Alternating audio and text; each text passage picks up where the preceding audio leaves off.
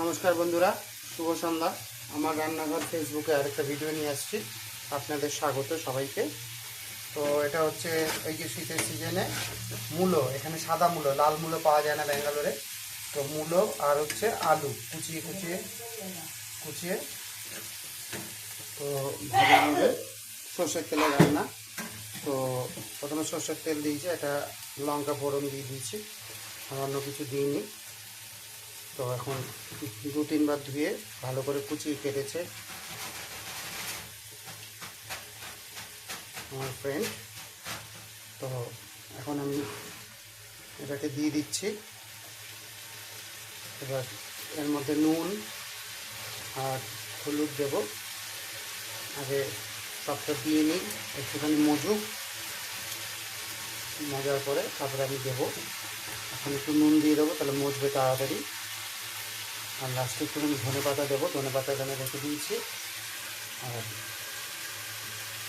একটু পাঁচমিশালি মশলা আছে এখানকার, একটা স্পেশাল মশলা, সেই মশলাটাকে একটু দেবো, আরও টেস্টি হবে।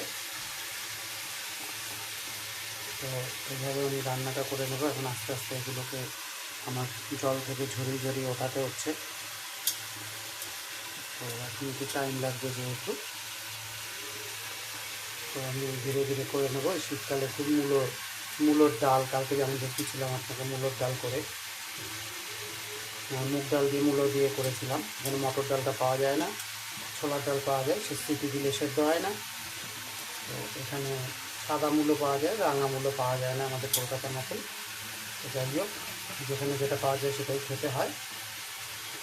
মূলো আর আলু ভাজা সিজনে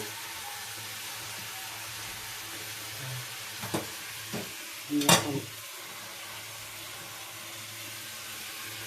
আস্তে আস্তে এটাকে এখানে নাড়বো, একদম আস্তে করে নাড়বো। আর একটুখানি নিয়ে নিই, না হলে দেবো সামান্য পরিমাণ নুন দিয়ে দিই। নুনটা দিলে তাড়াতাড়ি মজে যাবে। তারপরে একটুখানি হলুদও দেবো, এই যে হলুদ দিচ্ছি, হলুদ দিয়ে দিলাম। হালকা আগে নেড়ে নেবো আমি, আঁচটাকে একটু কমিয়েও দিই।